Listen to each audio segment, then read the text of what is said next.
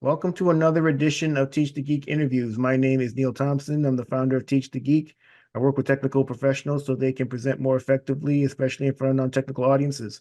And you can learn more about that at teachthegeek.com. Again, that's teachthegeek.com. If you're watching this on YouTube, a comment would be great or a thumbs up. And if you're listening to the podcast, a review would be great. Today, my guest is Dr. Jia Ng. She's a nephrologist, researcher, and the founder of PublishedMD Consulting. So what's nephrology? What does her research involve? And what's published MD Consulting? Lots of questions, so let's get to it. Welcome to Teach the Geek interviews, Gia. Thank you so much, Neil. Pleasure to be here. Wonderful. So, I mentioned you're a doctor and you're a doctor of medicine. So where did your interest in medicine come from? It came from a very traditional household. I grew up in Asia, and most people think, oh, the pathway, become a doctor, become an engineer. So it naturally became one of those simple paths.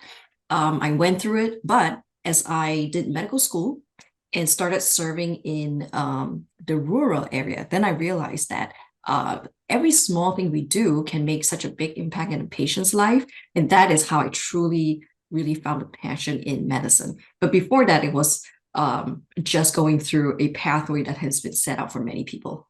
Yeah, I've had other Asian people on the podcast as well, and they said something similar. It always makes me wonder how many of them actually wanted to become engineers or doctors, or they set on this path because other people expected them to. Do you know of anyone that they actually did go down that path but wasn't really happy to do it and then ended up doing something else? Absolutely. There are many who do that. Medical can be quite diverse field as well, because some people like the medicine side of it, means seeing patients, taking care of things. Then there are some people like the moving the science part. So they end up doing the research side, and some they like the business side and end up coming out and become entrepreneur. So they may decide that as they get into medical school, or they finish training and become a doctor for a few years and find that it's not them, and they do change path. Quite a few. All right. I mentioned in the intro that you're a nephrologist. So what is nephrology and how does one become a nephrologist? So a nephrologist is a kidney doctor, and you get that by first you finish your medical school, then you do training in internal medicine, which means it's a field that is a non-surgical field, everything just internal organs. And then you subspecialize to a specific organ. And I did nephrology, which is kidneys. And so a kidney doctor, we take care of people with kidney disease, somebody with less kidney function than anticipated, and patients on dialysis. That means kidneys have failed and now they need dialysis or they need a kidney transplant. Oh, okay. Did you do your medical school in Asia as well, or did you do it, I guess, abroad? So I did a mixture. I did a training program in Malaysia and in Ireland, Dublin, Ireland. And then when I was done, I decided that's what in Ireland was where I met people who did training in the US. So I'm like, oh, I've never even thought of that path. And the thing about the US path is you get to do more advanced things, like the medicine is more advanced, the teaching is more advanced, you get to do research, the career opportunity is a lot faster. So then I went continue training in the US. Oh, okay. What did you notice between the differences in Malaysia, Ireland, and the US when it comes to the training and also just the maybe the delivery of medicine? Okay, I'll start with the training first. Training, the first is the pathway, how fast the training is and how slow the training is. In the US, you need a undergrad degree. That means you need to people go to college first and then they get to medical school. So it's like 3 years and then 4 years. In most other countries, you go straight, you finish your high school, and then maybe to do 1 or 2 year like a pre-med course, then you go straight to medical school. So we become physicians a lot faster, but that's the beginning part. Then when you want to subspecialize and become a full-fledged consultant, US will be the fastest path, because if you finish training, you can become a consultant. But in many countries in Asia and even in Ireland, it's like a pyramid. So the top consultant needs to retire or pass away before people can move up the chain. So Oh, there are people like kind of stay in the middle rank for a long time without moving up. oh man, that sucks. Yeah. All right. Okay, I can see what. And then, I mean, I mentioned also in the intro that you're a researcher as well. So what does your research involve? So my research is on improving hospital care, improving the outcomes of patients who have acute kidney injury, and then what happens after they get discharged. What happens is in a hospital, a lot of people take care of you. You get blood work, you get blood pressure check, all sort of things done for you. And then they say, okay, you can go home. Then suddenly everything gets thrown at you. And this transition from hospital to home can be difficult for a lot of people, a lot or very overwhelming. So my research is on how to find interventions to help ease this transition so that they don't bounce back into the hospital because, oh, I didn't know wasn't supposed to take this medication, or I missed that medication. I didn't know I was supposed to do that or not take that. So these are all the middle steps that is necessary to keep them out of the hospital. So when it comes to being an MD, I know there are certain MDs, I think like that they do research, but they're also they are a practicing physician as well. How do you get into that, even that type of work to do both? Right. So I'm one of those who do both. Um, there are two paths. Some people who are um, early in your career, they're like, oh, I want to be a researcher and I also want to be a physician. So they do a dual degree, like an MD and PhD at the same time. For me, no, I started with a clinician. I want to help patients. I want to be a doctor. And then only when I was maybe the fifth year, oh no, maybe the fourth year of residency training. That means you have finished medical school, but you still need to go through some sort of internship. In that 3 years, I felt like the impact wasn't enough. So if you want to help a patient, you help one at a time.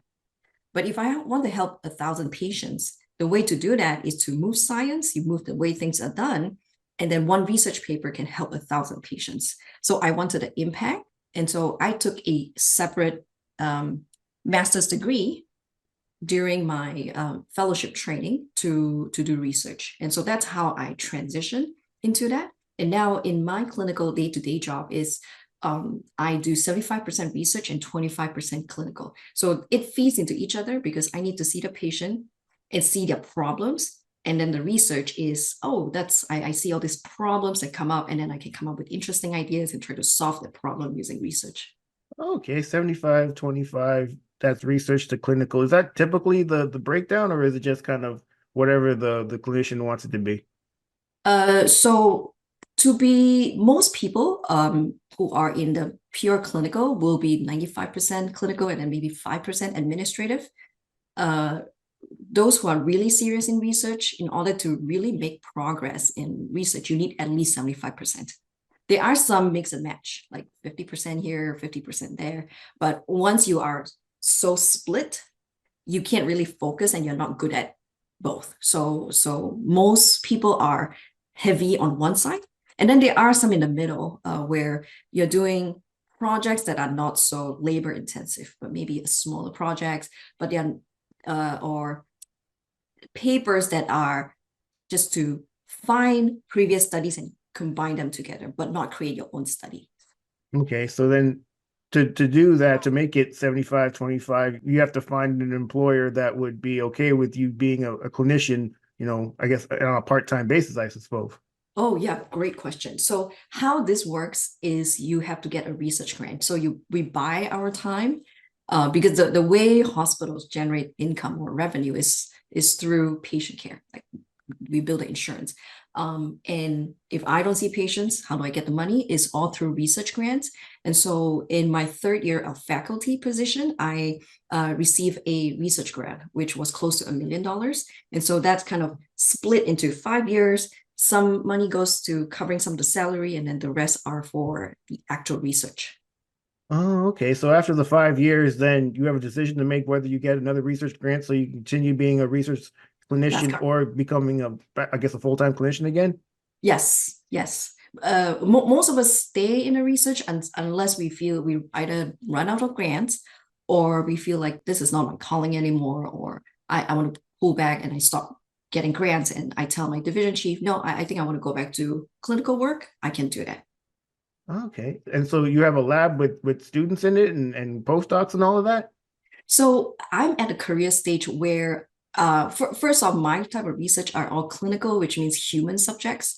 So I don't even have a physical lab. My lab is my laptop, because we just run the analysis or we recruit patients from the hospital.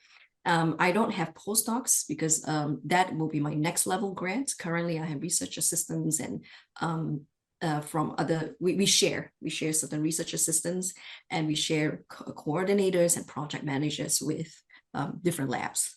Oh, okay. This is so interesting because I mean, I didn't know how that even worked. I mean, I knew about just I don't know if it's like regular, but people that get PhDs and they get their own labs and they have postdocs and grad students and undergrads and that's what I knew. I didn't really know about how it worked when you were an MD and you did research. That's interesting. So it's really, really cool to know. So thank you for letting me know about all of that.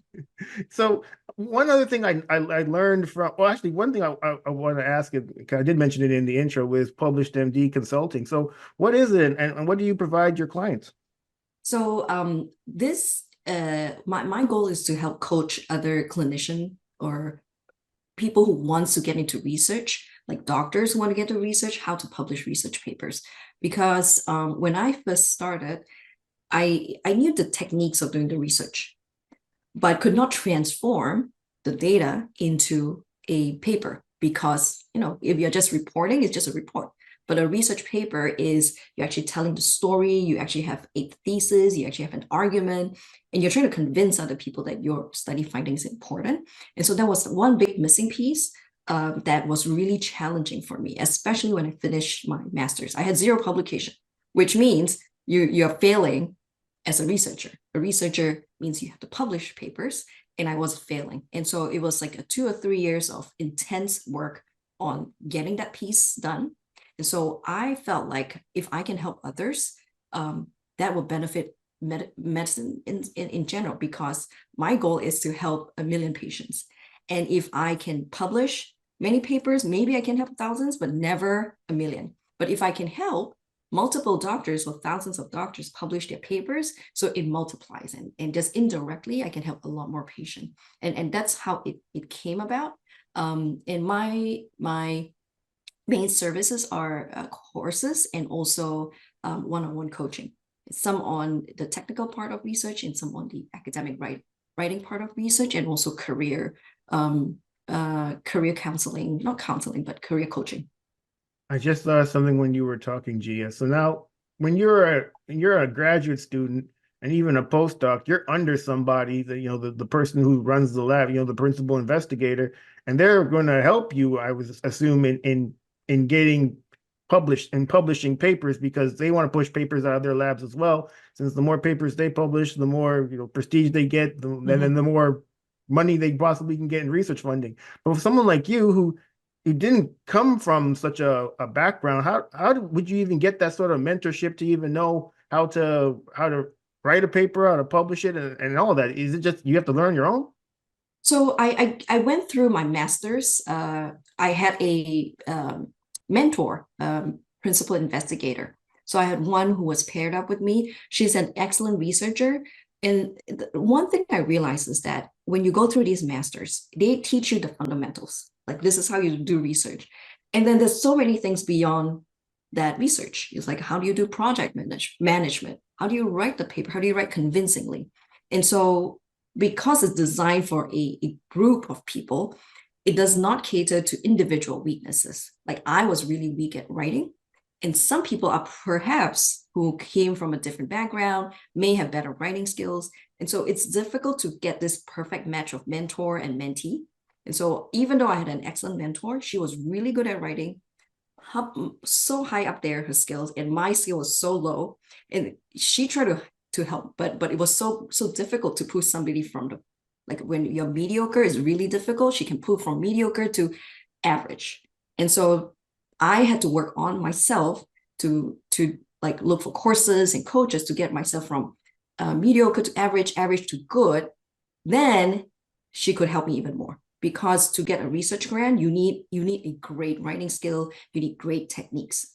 So my advice usually is, just because you have one mentor doesn't mean that it's enough, because depending on how big the skill gap is, you may need a lot more help.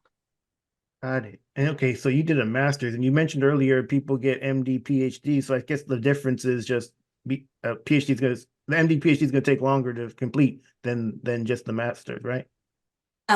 So they actually have a fast path, like 5 to 6 years. They finish both at the same time. For me, I just finished my MD, did my residency, and then during fellowship took on additional masters at the same time. Oh, okay, got it, got it, got it. Okay, okay. So what you did was, I guess, not unusual, but not the norm. I'm guessing, because most people, they probably do everything all at once, and they're not really doing anything during fellowship, I assume. Is that right? Right. That's correct. Most people don't do an extra degree or master's degree during fellowship, but I chose a program that allows that, because at that point of my career, I realized to do research, you need deep understanding of the techniques. So I don't believe that we need to do masters in everything. Even though I'm interested in business, I don't do a separate MBA. But in research, you need specific techniques. And so that was the right path for me. Got it. I also saw that you did a TEDx talk. So what was your TEDx talk about, and what did you hope the audience would take away from it? So my TEDx talk is called "Why Data Storytelling Matters to Everybody." How this came about is, it stems from multiple things. First is me struggling to publish research paper, and one of the issue is storytelling. I have all the data, but could not transform the data into something where people understand or know, oh, this is actually meaningful or impactful. And that was one lesson. And then second lesson was that I tweeted something maybe in 2020 about my experience as a mother. And at that point, we always had issues in, there's not enough good policy to take care of physicians who want to start a family. And we have, I took only 4 weeks for maternity leave. We talk about these issues, and nothing can be done much about it. And I was just sharing my story on Twitter, and it blew up. It went viral. And then that led to a paper, and that led to us talking about, we should do better things in terms of how we take care of our physician trainees, because they finish at 30 years old, and then they start having issues with pregnancy and delivery. And it was these two stories that came about, like, you want to do something, sometimes storytelling is the missing piece. You want to make impact, data storytelling is the missing piece on how you can make changes. So that was kind of the impetus of why I want to talk about this. And also, some of the things were purely selfish reason, like, it would be nice in a bucket list.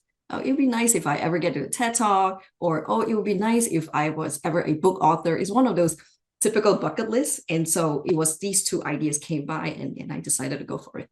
All right, that's pretty cool. Speaking from the people, that's something you've always been good at, and if not, what'd you do to get better at it? No, I was actually the shy and quiet person in class, and very gradual. I think taking small steps over the course of 20 years. So I remember at 17, I found a friend who was very outgoing. She would talk to everybody. And so I tried to imitate how she did it. So that was my first breakthrough. You just need to talk to people without worrying about how you sound and how you feel. So that was the first thing. And then and I realized that if the more you care about people, the more people like you, because she was loved by everybody. So I started with that, and then slowly doing the typical presentation we always have to do as a student. That was really dull. Okay. And more towards the faculty time. Okay. When you are a faculty, you have to do a lot of presentation and give lectures to students.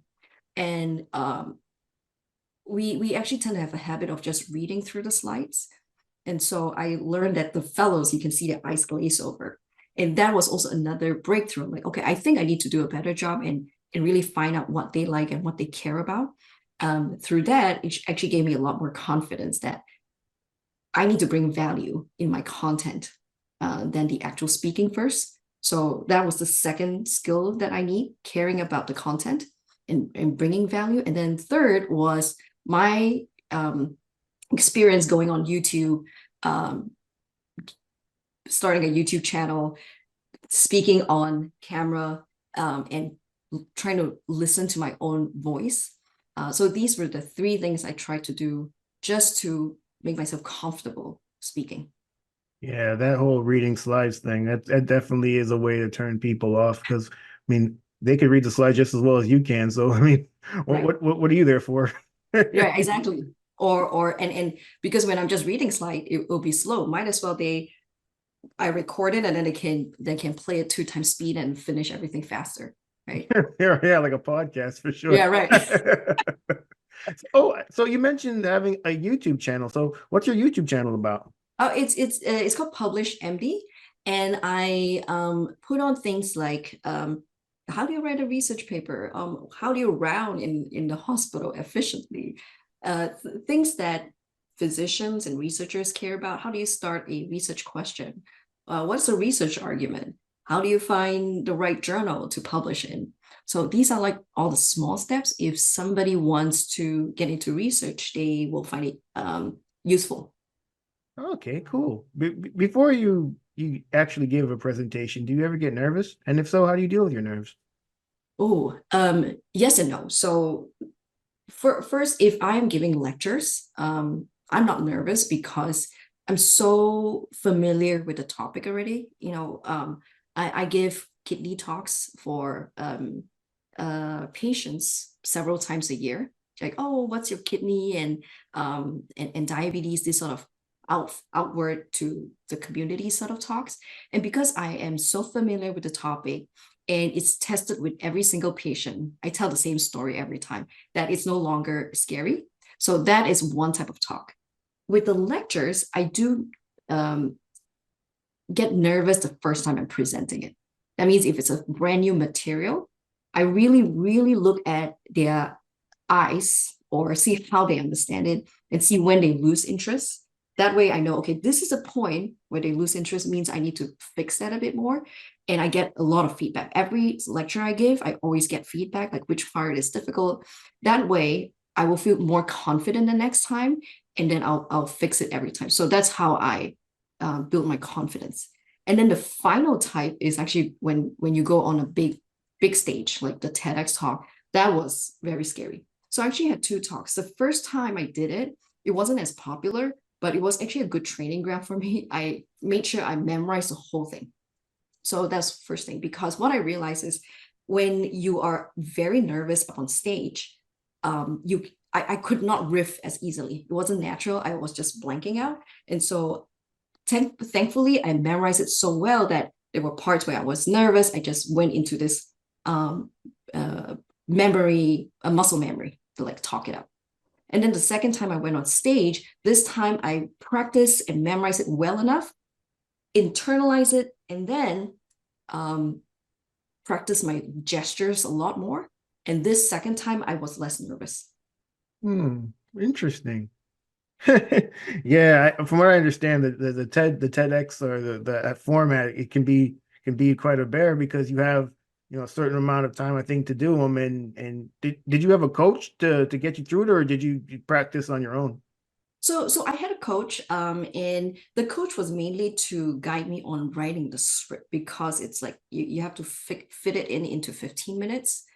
So he was guiding me on what type of topics that fits me, but also has general appeal because I don't want to talk about like a science. It's not like a scientific talk where general public doesn't know about. I need to tie the scientific part, but talk it in such a way that is relevant to everyone else. So that was his coaching.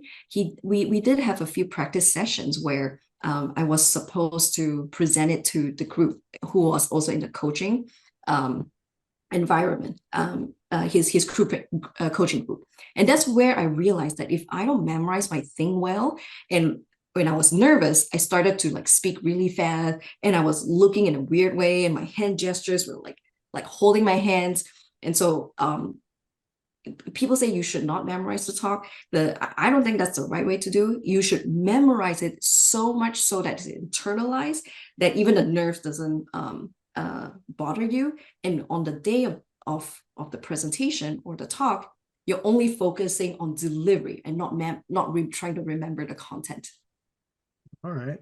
So for the people who are listening or watching this conversation, Jia, and they want to get better at giving presentations or public speaking generally, what would a tip that you could offer be? So I would say the first thing is to know your audience. I think that's the first key, because you want to make sure that the content is something that is valuable to your audience. You want to know it's not too high, not too low, in terms of the type of information they care about. If I'm talking to a fully scientific audience, then my language and the words has to be the type of lingo that they know and care about. If I'm talking to a patient group, it has to be a different lingo. So understand your audience is one. Number two is also understand what they care about. It's also important, because I've had a few mistakes where I give a talk and realize that people expected something and I expected something else. I thought they wanted the research nitty-gritty part of how to publish a research paper. Turns out they only want the writing piece, or the logistics of the writing. So knowing what they want, the expectation from the host, is also really important. Yeah, 100%. Knowing your audience, yeah, that's probably number one. Well, this has been a great conversation, Jia. Thank you so much for being a guest. How can people get in touch with you? So they can find me on my YouTube channel, which is PublishedMD, or you can email me at info@publishedmd.com. Excellent. Well, everyone, that marks the end of another edition of Teach the Geek interviews. My name is Neil Thompson. I'm the founder of Teach the Geek, working with technical professionals so they can present more effectively, especially in front of non-technical audiences. If you want to know more about that, you can go to teachthegeek.com. Again, that's teachthegeek.com. Until next time, take care and stay safe. Thanks, Gia. Thank you so much.